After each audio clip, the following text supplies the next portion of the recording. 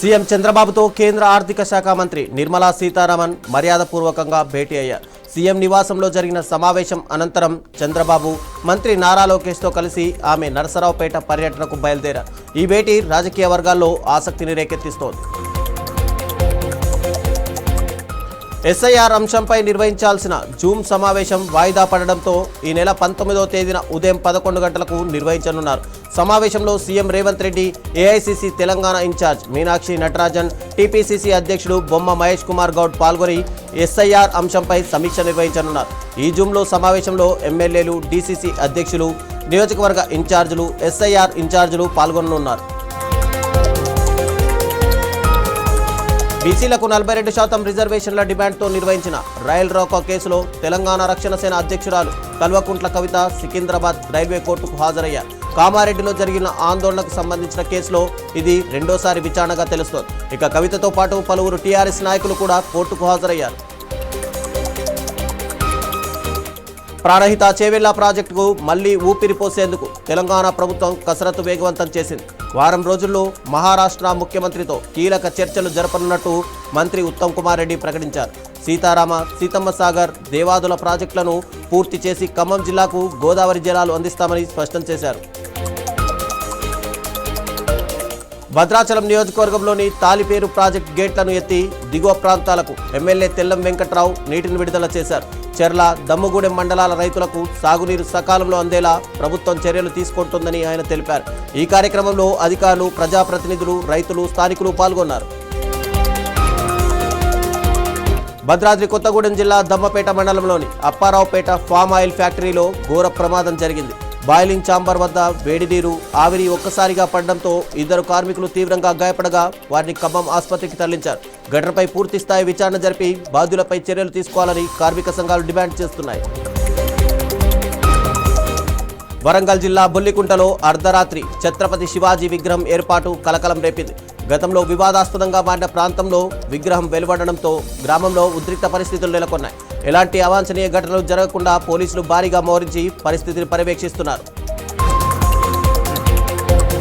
భూ వివాదాలకు శాశ్వత పరిష్కారం లక్ష్యంగా ప్రభుత్వం చేపట్టిన భూముల రీసర్వే కార్యక్రమంపై మిర్యాలగూడలో అవగాహన సదస్సు నిర్వహించారు. ఆధునిక సాంకేతికతతో పారదర్శకంగా సర్వే నిర్వహించి రైతులకు పూర్తి భరోసా కల్పిస్తామని ఎమ్మెల్యే బత్తుల లక్ష్మారెడ్డి తెలిపారు. రీసర్వేను విజయవంతం చేసేందుకు రైతులు, అధికారులకు సహకరించాలని విజ్ఞప్తి చేశారు. హైదరాబాద్లో యూకే ప్రతినిధులతో మంత్రి శ్రీధర్ బాబు సమావేశమయ్యారు. భారత్ యూకే వాణిజ్య ఒప్పందంతో తెలంగాణకు పెట్టుబడులు, ఎగుమతులు పెరిగే అవకాశం ఉందని తెలిపారు. ఫార్మా, ఐటీ, ఏవియేషన్, సెమీ కండక్టర్ల రంగాల్లో పెట్టుబడులకు రాష్ట్రం సిద్ధంగా ఉందని వెల్లడించారు. ఇస్కాన్ ఆధ్వర్యంలో సంగారెడ్డిలో శ్రీ జగన్నాథ రథయాత్ర ఘనంగా జరిగింది. మాజీ ఎమ్మెల్యే జగ్గారెడ్డి పూజలు నిర్వహించి రథయాత్రను ప్రారంభించారు. కొత్త బస్టాండ్ నుంచి పిఎస్ఆర్ గార్డెన్ వరకు సాగిన ఈ యాత్రలో భారీ సంఖ్యలో భక్తులు పాల్గొన్నారు. భజనలు, సంకీర్తనలు, కోలాటాలతో సంగారెడ్డి వీధులు భక్తి పారవర్శ్యంతో మారుమోగాయి. జగిత్యాల పోలీసులు మానవత్వాన్ని చాటుకున్నారు. పట్టణంలో నిరాశ్రయులుగా తిరుగుతున్న 14 మంది మానసిక వికలాంగులను గుర్తించి సంరక్షణ కల్పించి వైద్య పరీక్షల అనంతరం చికిత్స కోసం హైదరాబాద్ ఎర్రగడ్డ ప్రభుత్వ ఆసుపత్రికి తరలించారు. పోలీసుల ఈ సేవాభావాన్ని స్థానికులు ప్రశంసిస్తున్నారు. వరంగల్ జిల్లాలో ఆర్టీసీ బస్సు డ్రైవర్ ప్రవర్తనపై విద్యార్థినులు, వారి తల్లిదండ్రులు ఆందోళనకు దిగారు. విద్యార్థినులను బస్సులో మధ్యలోనే దించేశారని ఆరోపిస్తూ రాయపర్తి మండలం తిరుమలాపల్లి వద్ద బస్సును అడ్డుకొని నిరసన తెలిపారు. పోలీసుల జోక్యంతో డ్రైవర్ క్షమాపణ చెప్పడంతో ఆందోళన విరమించింది. బొల్లికుంటలో శివాజీ విగ్రహం వివాదం నేపథ్యంలో ఉద్రిక్త పరిస్థితులు కొనసాగుతున్నాయి.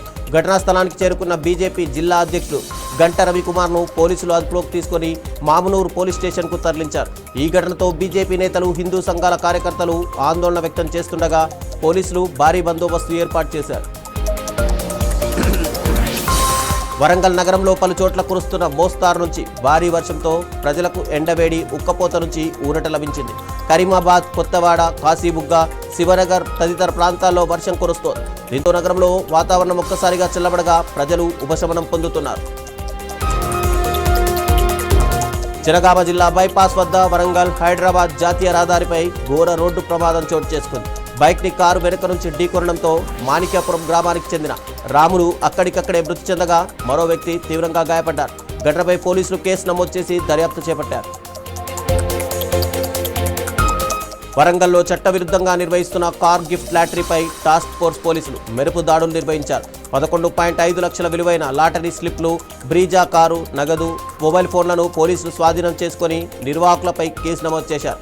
అమాయక ప్రజలను లాటరీ పేరుతో మోసం చేసే వారిపై కఠిన చర్యలు కొనసాగుతాయని పోలీసులు హెచ్చరించారు.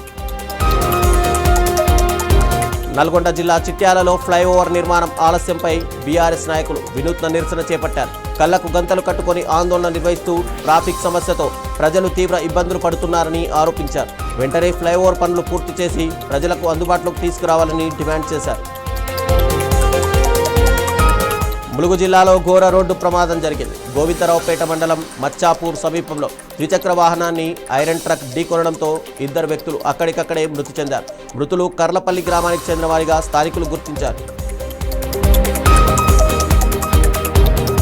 ఏలూరు జిల్లా నూజివీడులో టీఐటీ రాష్ట్ర కార్యదర్శి మణిరత్నంపై దాడి కలకలం రేపింది. ద్విచక్ర వాహనాన్ని కారుతో ఢీకొట్టి అనంతరం కొందరు వ్యక్తులు దాడి చేసినట్టు బాధితులు ఆరోపించారు.